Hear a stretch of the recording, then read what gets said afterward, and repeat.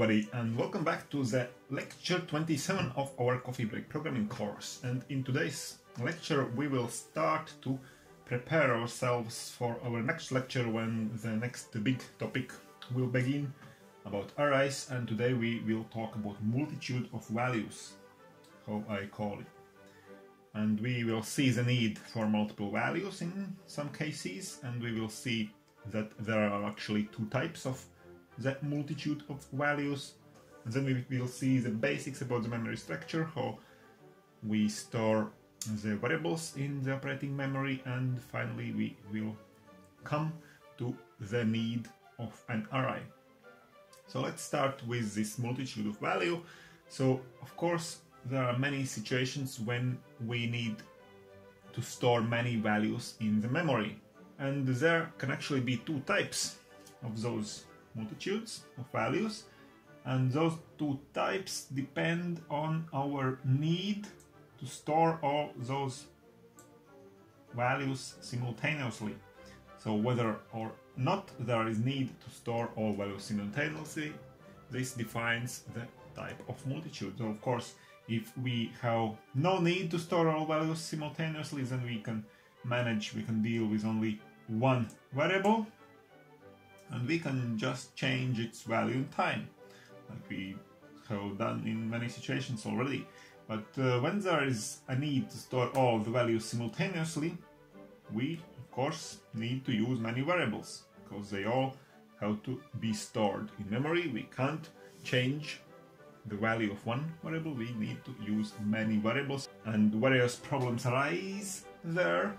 For example, what if we don't know the count of values before, or maybe the count of values is very big, we can't create so many variables or something like that. So let's see one example of each of those two types of multitudes. So the first type 1, the easy case here is that case where we don't need to store all values simultaneously. For example, user enters 100 integers per user, of course, but we need to just print out their sum.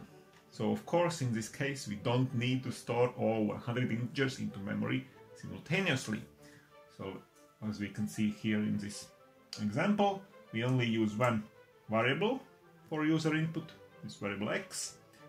And here we have introduced a for loop, which executes exactly 100 times, values from 0 to 99.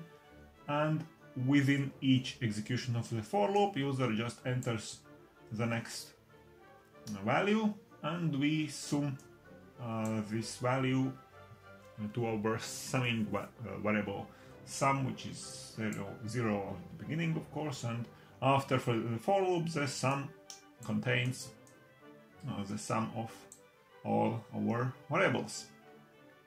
Okay, so very easy situation here. And now let's see the second type of the multitude of values, where we have to store all values simultaneously in the memory.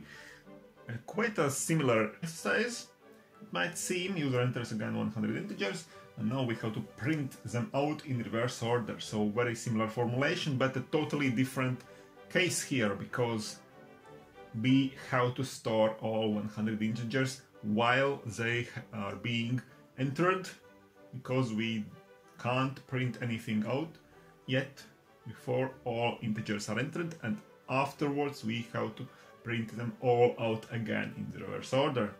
So for example, if we had only 3 integers, not 100, then we could do with 3 variables like that. User enters 3 variables x1, x2 and x3, and afterwards we just print out those variables in reverse order. But if we really need to let user enter 100 integers, of course we can't apply this same algorithm to our new problem. So this problem is not scalable, it's not reasonable to introduce 100 different variables. It's not possible almost. So of course we need to think of other ways how to do it, and this thing will be done through arrays, and we will start to look at the arrays starting from the next lecture. But now, to understand better how the arrays function, or how they will function, and how other variables function actually, let's see the memory structure. By memory I mean the operative memory, or RAM, random access memory. And the basic thing about the memory is again that it is a table. Just like we already saw a symbol table, symbols are also arranged in a table where each symbol or character has its place in the table, and also in this case is the same situation. We have bytes of memory, and those bytes are stored in a table, meaning just that each cell or each byte has a serial number. And again, of course, numbering starts with 0 as everything in the C++ language. Each cell can store 1 byte of information, so we can just say that all the memory bytes that we have available are numbered. Okay, and each data type, of course, takes up different amount of information. For example, one character takes up only 1 byte of information, so 1 byte is needed to store any particular character. 1 byte is needed also to store any particular logical value, any of those two values, true or false.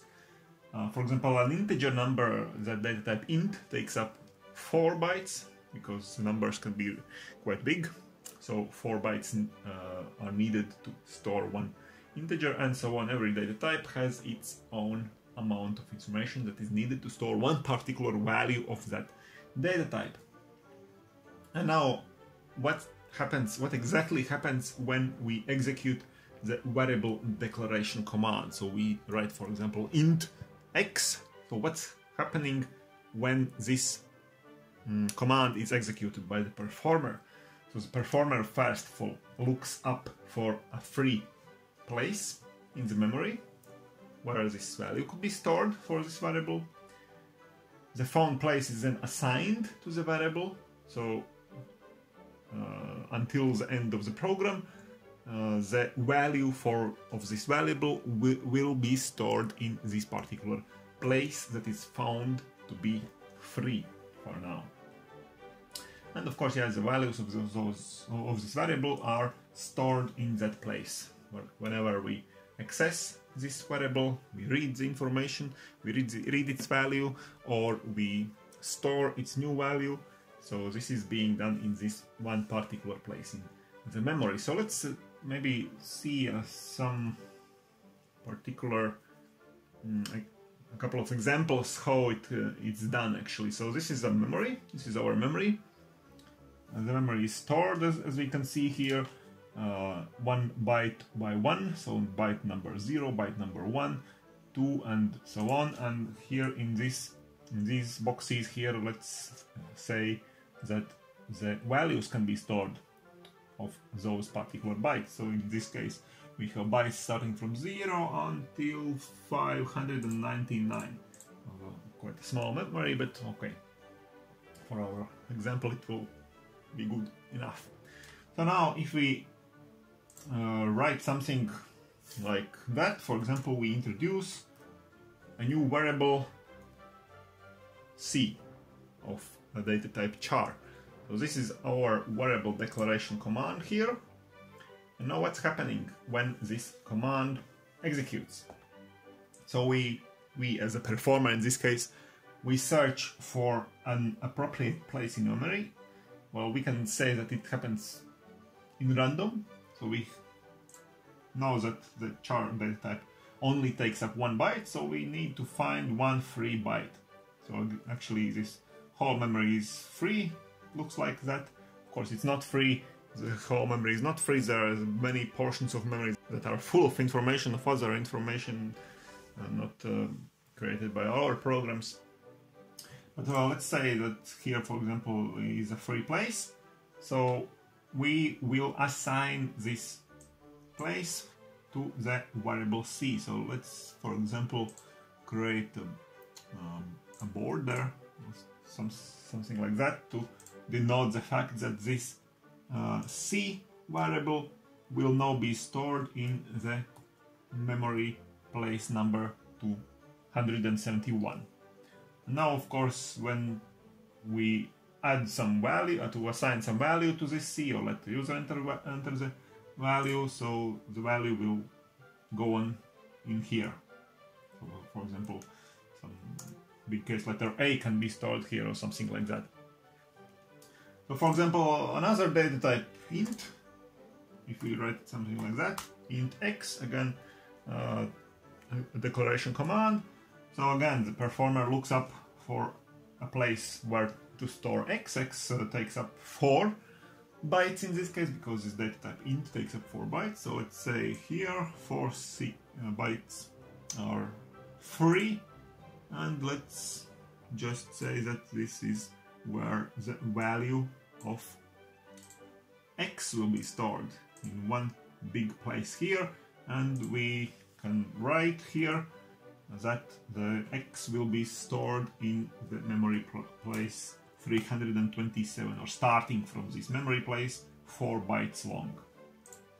Okay, this is how it's happening when we create declaration commands. And of course, what we would like to do now, what we would like to do when we are dealing with the multitude of values, we would like to create a very big space, for example, taking up space of 100 integers, which would be 400 bytes in one memory place. And this will be the option which we will be able to do in the next lecture. But for now, I can just give you an insight of how it's done. We will write the same command, declaration command int x, and afterwards, within those square brackets, we will provide information about how many integers, in this case, we want to store in this one variable x. So not x in this case, because x is already taken up. Let's say we introduce another variable a with a place where to store 5 integer values, and it means that performer finds a place for 20 bytes, free place for 20 bytes. So let's say it's here, one integer, second integer, third integer, fourth integer, and fifth integer. So here is a sequence of 20 bytes allocated for our variable a, and we can now assign the a, the value, the memory place 353. This is where the a starts in the memory, and we will know that there will be 5 integers stored in this memory place. So this is a topic of next lecture. So this is the basic thing about the memory structure that we need to know in order to go further in this lecture, but for now it's all. So we have seen the need for multiple values. Of course, there are many different situations where we need to store many different values simultaneously, and we saw how we can differentiate between 2 types of those multitudes of values. We saw the basics of the memory structure, and we also see the need, or why an array, which is called an array of values, can be introduced in our programs. So this is it for today. Please come back tomorrow for the homework of this lecture, and stay tuned to my channel, and see you soon. Bye!